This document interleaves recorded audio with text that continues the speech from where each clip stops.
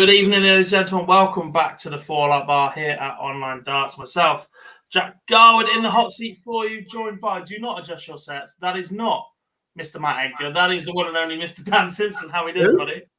Who? Mr. Matt Edgar in that shirt. Never heard of him. Don't know who you're talking about. Do you know he hit 170 to beat Gary Anderson once? He did mention it once. He did mention. I think he might be written on the back of his shirt if I look carefully. it could be in 6-inch letters across the top, I think. How we doing, mate? All good? Very, very well. Thank you very much. Yeah, really in the swing. It's the. I think what I love. I was talking to my wife about the my love affair with the Matchplay earlier today, and I just think it's the intensity of players playing big games. Yeah, we don't have that break that we see at the World Championships. It's just that intensity of the very best players, that top 32 that have managed to qualify. Really, really good stuff. Loving it. Yeah, completely good. And actually, look, I get that set play brings you more little tense moments, I guess, and that there's more key moments. If you win a set, you can pinch a set. But actually, I think because you come back on stage and you're under it immediately if you're massively behind here, there's no quick turnaround. There's no, I'll win a set and get myself back into the game. I love the format of this tournament where it's just unrelenting. Like, you can seriously kick a player when they're down here. Oh, yeah, it's a slog, isn't it? And it plays...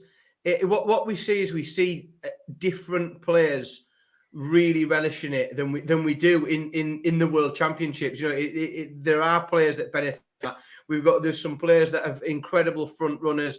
There are some players that are incredibly gritty and will fight their way back. A break of throw, one leg can change the entire match. When you're playing set play and when you look at the World Championships, you can lose a few. You can lose a set, and really that you haven't lost the game. The game's not gone from you. Couple of legs back level. Whereas this it's a one break of throw and sometimes that break of throw can be in the last game. As we saw this evening. It can all turn on one leg and it's superb. It can indeed. Good evening to everybody in the chat room. Hope you're well. James says Snake is back. We'll talk about that one a little bit later on. Tommy says, good evening, everyone. Azo says, imagine doubting Snake bite. We all have our reasons, I guess. Even he did. Evening. Bronze finger. Else says, didn't expect to see Snakey turn into Prime UK Open Gilding and Gilding turn into Premier League Snake Bite. Yeah, that's pretty much how that one played out. Joe says, let's do it. El says, hey up, how do you? Well, buzzing for tomorrow now. Hoping we find out we get to see Price play Ando in a massive one. We'll talk about later on. Coming up, Joe says Snakebite wins it all. That's a big claim for me. Bob says good evening to both of us. Hope you're well, Bob. Excalibur says happy Monday, fellas, and everyone. And Wong says evening, everyone. Hope you are all well. Apologies, there was no live lounge tonight. You lot know the deal by now. We're in the middle of a major tournament, so we don't quite do that one here. We just go straight to a Fallout Bar. Right, let's talk about action from this evening. If, of course, you have any questions for us or any input as we go over tonight's session, I'm going to drop it in the chat room. If you're not already done so, make sure you subscribe to the channel, get involved in the chat box, and hit that like button as well. While you're here, we really would appreciate it. First up, Dan, and it was a matchup between two of the heavy hitters in the 180 in the World Darts, Dimitri Vandenbergh against Ross Smith. An intriguing battle that the very first session I thought was unbelievable. The break came at the complete wrong time for this one as it killed both of them off. But Dimitri was exceptional in closing out the match in superb fashion. Yeah, it was very much a game played in 3 sessions. The first session was as good as anything that we've seen so far this year. The amount of 180s and 140s that were coming from both players, just really, really soon. I think Dimmy probably threw four 180s in 5 legs and a couple of 140s to boot. Ross Smith's 140 hitting in that first session was absolutely tremendous. Just having I think it was 7 or 8 140s in that first session plus a 180. like we said, that one break of throw that can completely turn the game. And at the end of the first session, I thought this was a Ross Smith. I just thought the level that he was hitting, the relentlessness that those 140s were on, and the way he approached it, like he looked. I've seen boxers come out for world fights look less up for it than Ross Smith hit the stage tonight. The crowd seemed to be well up for a bit of Billy Ocean. The entrance song went well. He was absolutely tearing it up. And you're right, the break came at exactly the wrong time for both players, because we did see a big fall off in standards from both players. It wasn't just Ross Smith that couldn't quite put it together after that. Dimmy struggled as well. But then in that third session, after they went in at 5-all, and again, I suppose at that point it could have gone either way. But Dimitri just, I'm tired of using the phrase, right, doing the right things at the right time. But if you're gonna, he found that break of throw in the very last opportunity he had. He was 9-8 up. Ross Smith looking like he was going to hold and force us into extra time, opening with a 180, and then Dimmy just got the job done, just got over the line, and it's a venue that he does well in. I think, I know we had one out away from the match play, but he's done three times on the bounce in the match play. He's made at least the semi-finals. He's over the last few years most in-form match play player. Really, really good stuff in that. And he definitely came out and forced that game and took it when he needed to. He did as well. I think a couple of things to note. The pace was a little bit slower than Premier League Dimitri, but I still don't think it was as dropped down completely from him. He seems to have found a happy medium, which seems to suit his game a lot more. 2, he was a lot more emotional up on that stage. Obviously, Ross Smith is right now one of the most animated players on the hockey, or post hitting the target on the hockey. He loves a celebration. He's got such a long neck as well. It looks like he goes for miles when he's giving it the big one. It's a swing, doesn't he? Good to see Dimitri go back at that as well, wasn't it? Yeah, it was, and it made a very watchable game. Even that little mini session in the middle where the standard wasn't quite as it had been. The standard was still very good. The standard was still better than we've seen in 50% of the games that over the course of the tournament so far. It's just that they cut so well and finished so well, the pair of them, that drop off in the middle maybe looked worse than it was comparatively. But I mean, Dimitri, stats alone, averaging over 101, 50% on his doubles, absolutely massive. 19 140s, 7 180s. It's like really, really top performance from Dimitri Vandenbergh, and setting down a real marker. I picked him to win the quarter, and he looked every bit today like he's the man to do it. Yeah, well, I mean, the players on screen are the players that are in the same quarter as Dimitri Vandenbergh. The very, very first session of the match play so far, that has gone with all 4 seeded players that we've lost at least one in every other session so far, at least one in every other quarter of the draw. This is the one where all 4 are still standing. However, there was plenty of people tipping a few upsets in this part of the draw. Dimitri Vandenbergh is one of the players that managed to avoid that. No clip from Dimitri's interview, but we do have that in full on our YouTube channel, obviously, where you're watching this right now. So head over there at the end of this show, and you'll be able to hear him in full. I presume he's just waffled, because that's exactly what Dimitri does, which is why we're not showing you a clip, because it's too much to cut down. Match number 2, and it was the return of the legend that is Raymond van Barneveld to the Empress Ballroom in the Winter Gardens.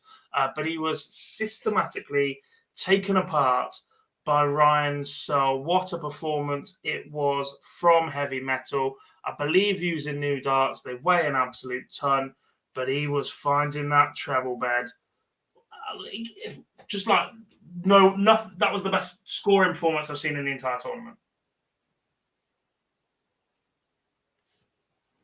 You've muted yourself.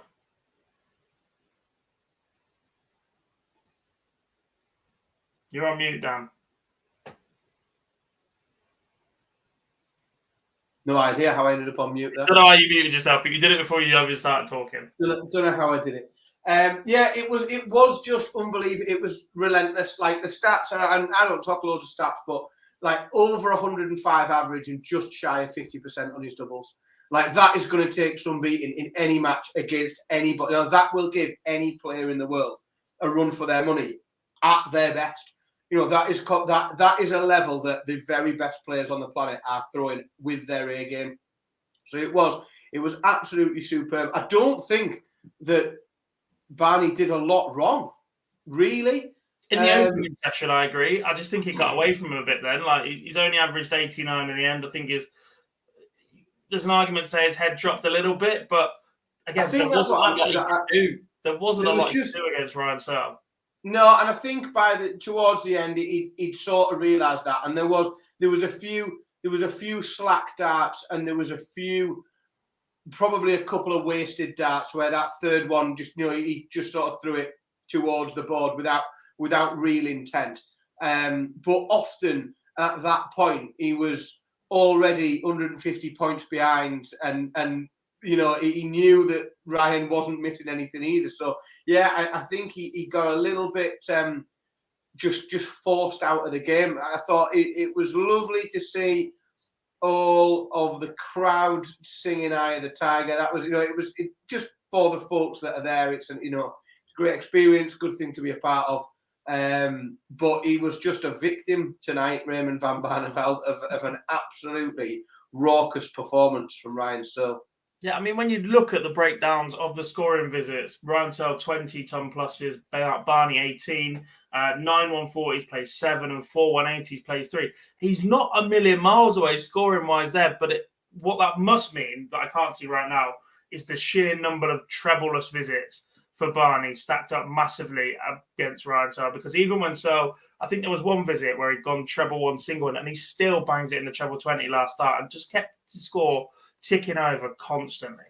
Yeah, so I know I know Barney was in double figures for trebleless visits. I don't know what the number was off the top of my head, but I do know that Ryan Searle had 4 trebleless visits all night. And that is absolutely banana. Like, that's bonkers.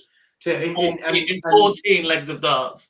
Yeah, and I was going to say, in 14 legs, he's gone to the hockey 4 times and not hit a treble. Like, unbelievable. In the scoring phase, in the first 9, I think that's measured in, but still, that's ridiculous. Yeah, dangerous player. 42 visits in the scoring phase of a match, and he's hit a treble in at least 38 of them. properly dangerous. With those new darts, I'm not sure what they weigh. I think they're about 18, 19 kilos each. But 34 grams, I believe they are. 34 grams. Right, let's hear then from Ryan Searle, who inevitably is talking about Gary Anderson in his post-match. Obviously, I'm using new darts. Well, I haven't used it very long. They're 34 grams now instead of 32, so I've gone up a bit of weight. And I feel like if I'm getting my first dart right, like I was tonight a lot, then I can really do some damage. Me and Gary haven't managed to get much practice sessions in the last few weeks. Obviously, he's been away on holiday. He said I was on holiday, but trying to stitch me up. My fault, it's his fault. But yeah, I'd like to practice with Gary a bit more, and I think in the break now after this tournament, we'll try and practice once or twice a week, and darts is in a better place with Gary Anderson playing well, for sure. I'm trying to avoid him. I haven't won a session since Christmas, so I'm trying to avoid him. That's a scary thought. If Ryan Searle is producing darts like that at home in practice with Gary Anderson, and he's still not winning a session, that is a scary thought for just what we might see from Gary Anderson for the rest of the year. I don't think Ryan Searle's looked at the draw, because what he should be saying is, I absolutely want to play Gary Anderson in the match play this year, because they're in completely different halves, and if he does play him, it'll be in the final. So I think he'd probably be more than happy to meet Gary Anderson. I'll take that matchup, actually.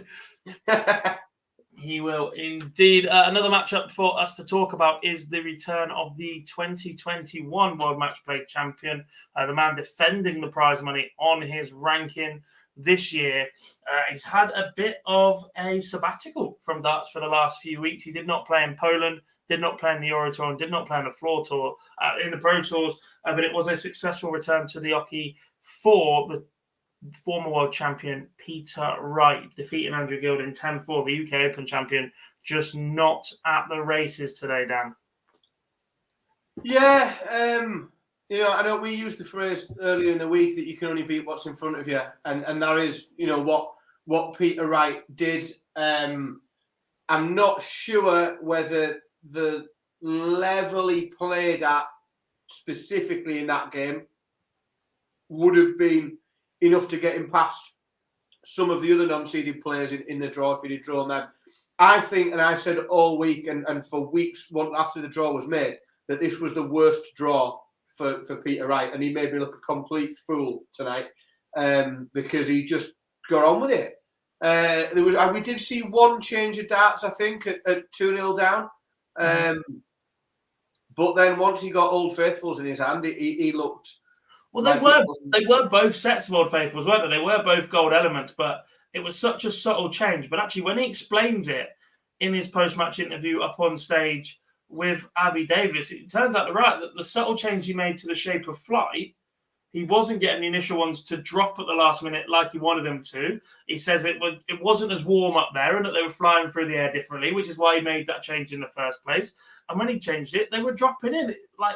When a man has tinkered as often as Peter Wright does, he clearly knows his stuff and all the subtle little changes. It's just how often he's making those changes that is so unconventional in this sport that perhaps he does get that little bit of stick for it. Yeah, and obviously, I mean, the man he's a genius and he's an expert, and he can change the shape of something by a mil or two and completely change its trajectory because he's that good at replicating his action. And he knows how his darts come out of his hand. But yeah, I think that the battle, I think, for Peter is always that tonight what we saw was perfect Peter Wright tinkering. It's when it doesn't go right after he's tinkered, I think that's when it all starts to get a little bit messy, when he starts chopping and changing and there's a third set come out and then he's screwing different things onto different barrels midway through his throw. But it was a really professional. I wasn't blown away, but it wasn't what I expected. It was far better than I expected. Is it a case of we weren't blown away because there was so little coming back at him from Andrew Gilding? I mean, if we break it down now, 16 tons, 12 147 maximums to Gilding's 1. 3 ton plus checkouts. I think that's a tournament best so far, including the 146. 33% on the outer ring, 10 out of 30. So he's created a shed load of chances. He's taken enough of them that will take him deep enough in this tournament. And actually, he scored pretty well there. I just think because Gilding was so far off the pace to what everybody was expecting, maybe we're underestimating how good a performance this was from Peter Wright.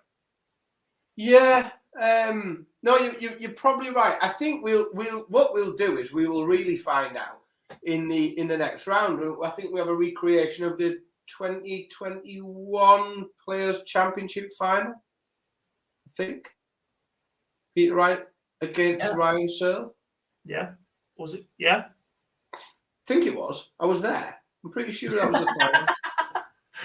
You were drinking red wine with Jarlif. You have no hope. I was drinking red wine out of a pint glass because they wouldn't allow anything other than plastic glasses in that place. So I sort of remember. But yeah, and I think that's when we'll really see. Because you've got to expect that whilst Ryan Searle won't, well, he may do, but he might not maintain the full level of tonight. We might not see 105 average, 50% on the doubles, but Ryan Searle will more than likely start quickly, and he will score heavily.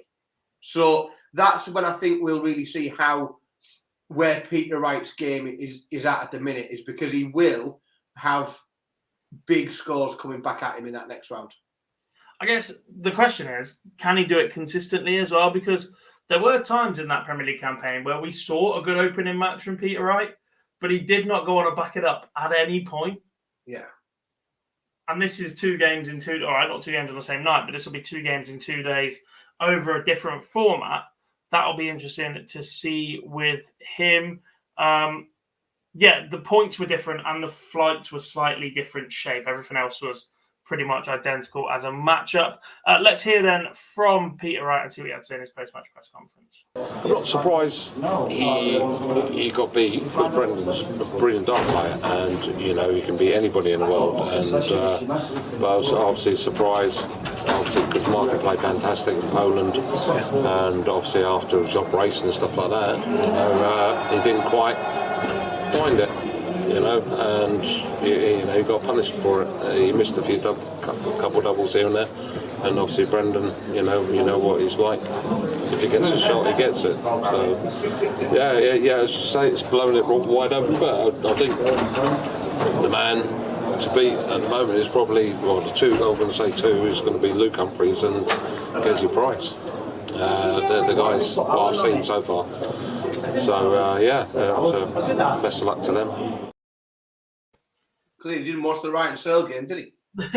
Ryan Searle talking about Gary Anderson, Peter Wright talking about Michael Vandenbergh.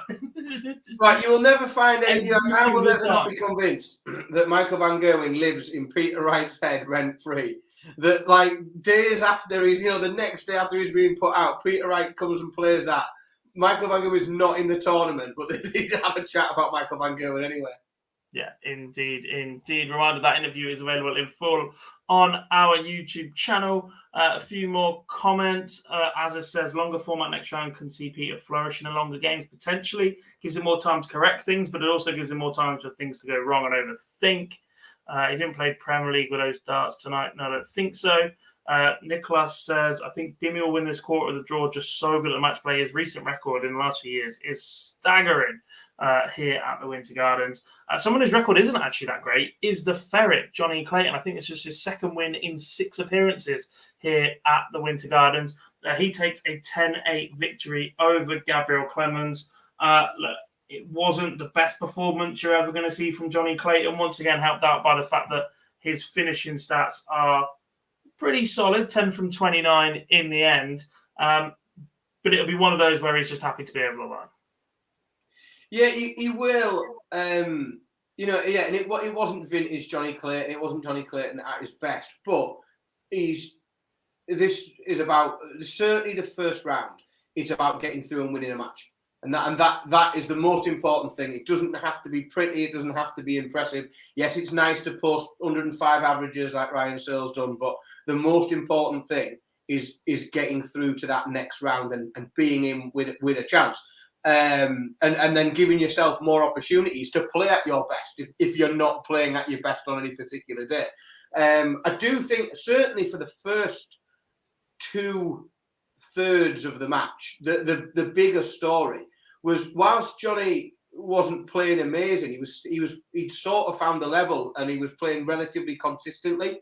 I think that because Johnny wasn't playing amazing, Gabriel Clemens was getting a lot of opportunities and should have won that match, and because of the opportunities that he got. He was presented with an awful lot of opportunities for double. I think off the top, by the first session at 4-1 down, he'd hit 1 out of 10 on the doubles at that point. Just 30% at that point, puts him in the lead. Yeah. And I do think certainly Johnny closed the game out very well because he did end up under pressure at the end, because Gabriel Clemens did manage in that last third of the game to get a breaker throw and to start to put some pressure on. And I think if Johnny hadn't cleared it when he did, then it could have swung the other way. But that 11 dart to the finish, what he won 40, 180, he won 3-4, I think, in his first 9.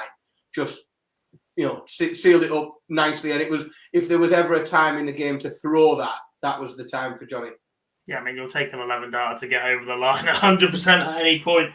Quick word on the Ferret. Look, as we said, not his best performance. Post-match interview on stage of Abbey said that there was some things going on behind the scenes as well. So I think that when a player does put in a performance like that, this is one of those moments where we can give them that little bit of grace as well.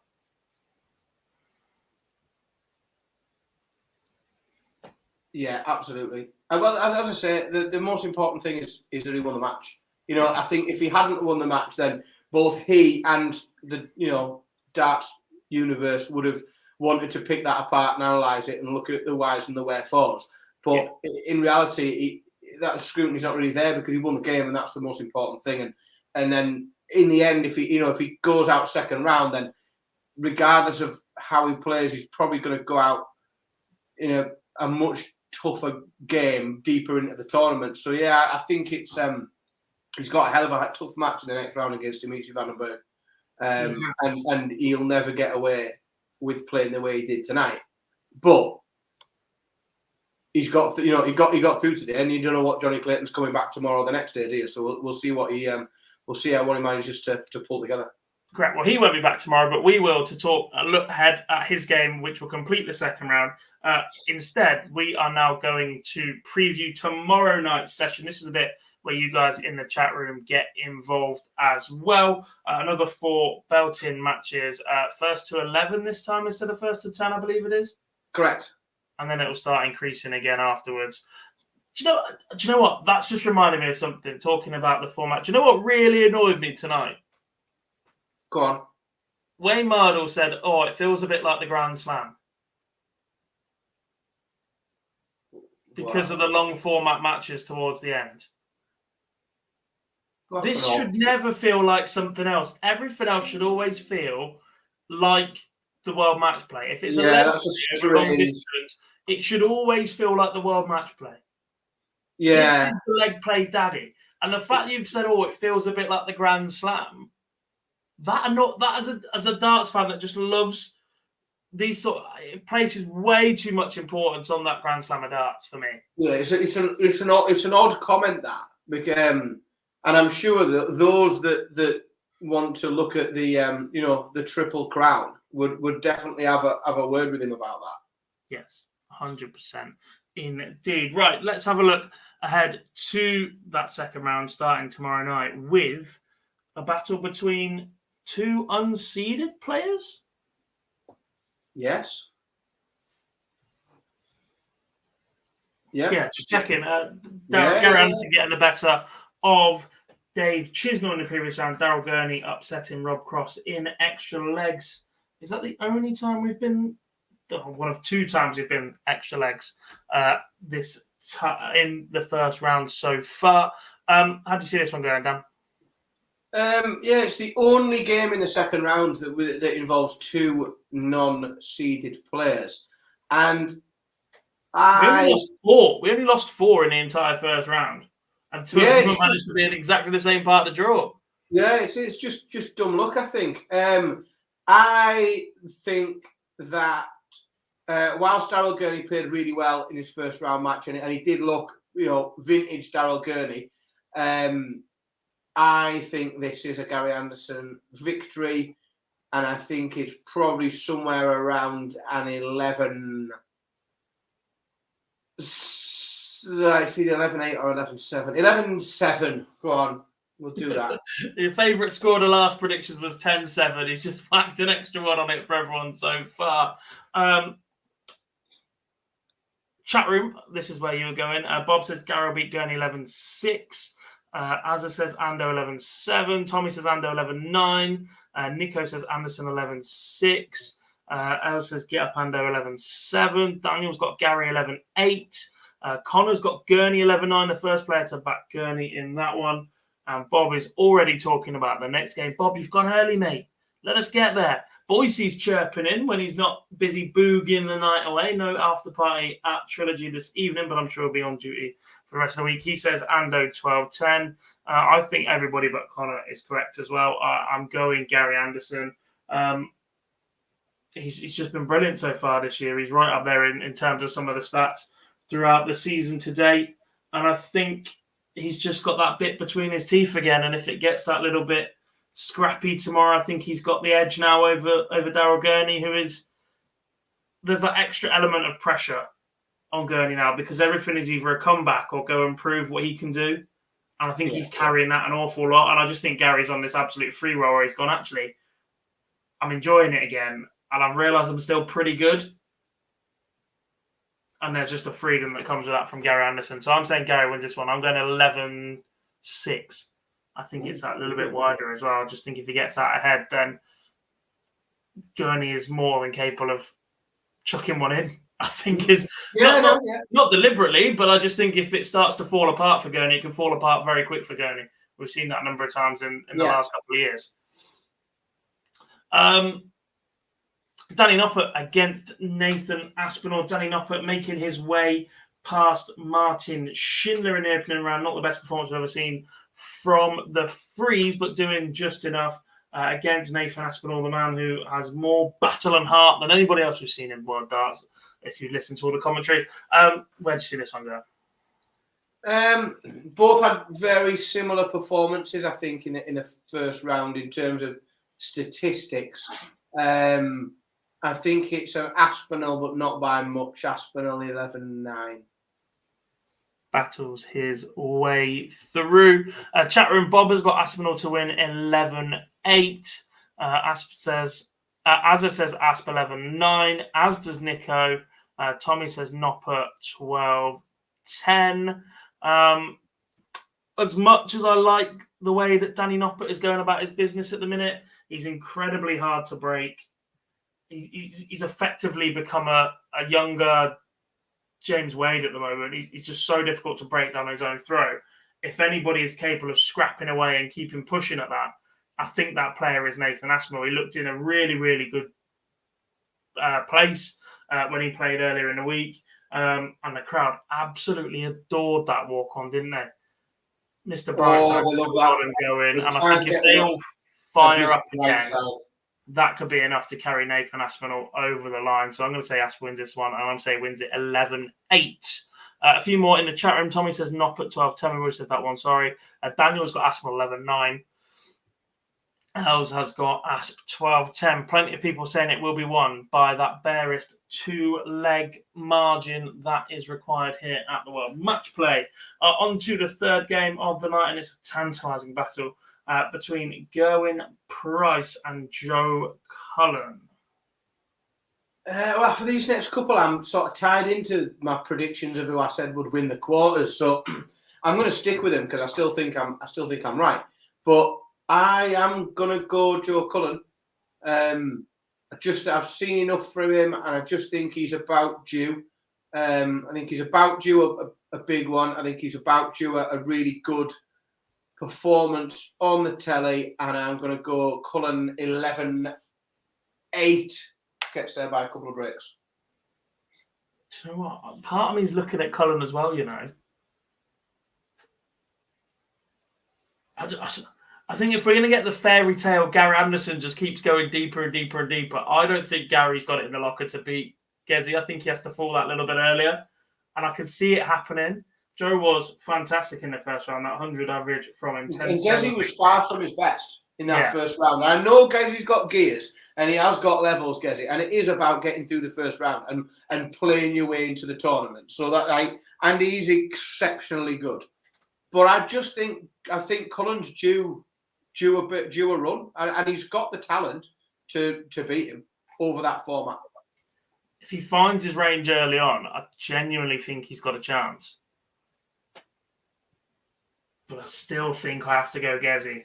I still just think it's the slightly safer call. He's just been so good this year. And when he does find it, he is unplayable. And that's it. You have to presume that if he's going to find it for 3 or 4 legs, he will take the game away from people. And as long as he's got that up his sleeve in his locker or whatever, I think that makes him dangerous. So I'm going to say Gezi wins this one. I'm going to say he wins this one 11-8 is where I am. Nico says Cullen win if they play at the first round. I think Price wins 11-6. Big gap in that one. Tommy says Price 11-8. El says Price 11-7. Mitchell says 11-5 Price. Nico's got Price 12, Cullen 10. We're going deep. Bob says Gezi to win 11-6. Connor says Price 13-11 will be match of the night, in my opinion. I think that's MOTN. Daniel says Cullen 12-10. And Azza says Price 11-7. It's interesting the amount of people that are backing Cullen there, including yourself, given that if you'd offered people this matchup before this tournament started, I'm not sure many would have backed Cullen to get over the line in that one. I did. I picked him to beat Gezi and get the quarter, but there won't be loads of people like me. No. You sat there in a Matt Edgar shirt, mate. There's definitely not loads of people like you. Fair point, well made. On to the final match of tomorrow evening's session, and it is the World #1 and World Champion Michael Smith up against Chris Dobey. This one, if they both find their range on that treble bed nice and early, could be one of the best scoring games we ever see on that stage. They're just both magnificent. Yeah, I think anyone that's called a match of the night earlier than this one is probably going to be have to rethink that tomorrow, because I think this has got match of the night written all over it. Potentially match of the tournament so far in terms of the way they'll both go at each other. I'm gonna go Dobey, and I genuinely think it's head as much as heart. I really do. I think we have. This is a very, very different Chris Dobey post Premier League. I think the experience that he's gained in the Premier League, playing relentlessly, big crowds, top players, I just think he's in a very different mindset at the moment. I don't think Michael Smith is at his best. I think they'll play at a very similar level. I don't think they'll be a mile away in every element of the statistics. I think they'll almost like for like each other's performance. I think Dobey will just get over the line. And so I'm going to have to go 11-9 because I think it'll be tight. But it could go into additional legs, I think, this one. It could be 12-10, something like. See, I agree with pretty much everything you've just said, except for who wins if it goes to that situation. This is a different Michael Smith.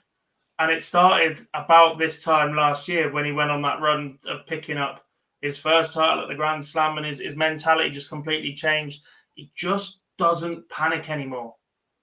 And I think that's what's going to set him apart up there. Dobey, I still think, is that little bit hurried in those key little doubles, and I think it costs him a little bit. The experience he gained from the Premier League, I think, was absolutely fantastic for him. He was losing games that perhaps he shouldn't, which felt a bit like his floor form, basically. And if you're producing your floor form in front of the cameras, you've got to be very happy. But I still think he needs to find something extra that just means he wins those legs that turn close losses into close wins. And I'm not sure he's got that against the World #1 and World Champion Michael Smith, who is so, so good when he finds a rhythm. That was not the Michael Smith we all knew and expected in round one against Steve Beaton. But at the same time, it can be incredibly difficult when, to be completely honest, there was bugger all coming back at him. Yeah, not a lot coming back at him at all, was there? There's not a lot to get yourself fired up for or anything like that. He lost his range a little bit on the outer ring, but he said he'd practice.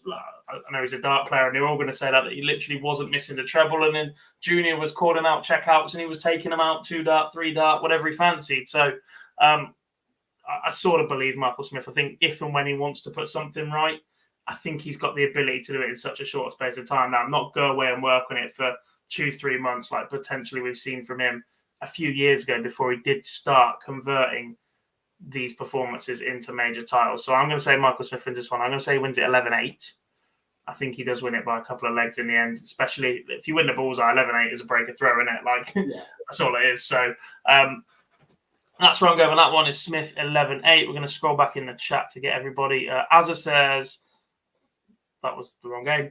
El says Dobey 11-6. Away the lads. Oh, yeah. Tommy says Smith 11-5. Big gap in that one. Mitchell says Smith 11-9. Azza says Smith 11-8. Nathan says Smith 11-9. Bob's got 11-8 Smith. Nico's got 11-7 Smith. Daniel's got 11-6. And Nicholas has 11-5. So Daniel are the only person back in. Chris Dobey to upset the World #1 and World Champion tomorrow. I'm hoping to be back in my Newcastle shirt tomorrow night. If he beats Michael Smith, I could end up in the shorts and socks as well to celebrate. I'm as host tomorrow. I'm not sure I'm going to allow that, regardless. But we'll put a pin in that and we'll talk about that tomorrow, because that is time to end tonight's show. A big thank you to everybody that's tuned in once again. And if you're listening back as a podcast audio, I hope we're getting you through the day ahead of tomorrow evening's session. Round 1 of the Betfred World Match Play is in the can, and we head into round 2 over the next 2 days. 32 came, just 16 remain already as we are heading towards knowing who will lift the Betfred World Match Play title. A big thank you to everybody who is watching, as I've already said, to everybody listening back, to everybody that's planning on joining us throughout the rest of the week. Make sure you head over to stay on our YouTube channel to catch all of the interviews that we've played you clips from in full this evening. Every winner is available over there for you. Make sure you follow us across all of our socials: Facebook, Instagram, Twitter, Threads, TikTok, and subscribe to YouTube and like this video for us. It really will help us out. We will speak to you all. It'll be myself and Dan again tomorrow. I think we've pulled the short straws for the early part of the week. We will be back tomorrow evening, but we do appreciate you all joining us this time of night. Thanks very much for watching, and we'll speak to you very, very soon.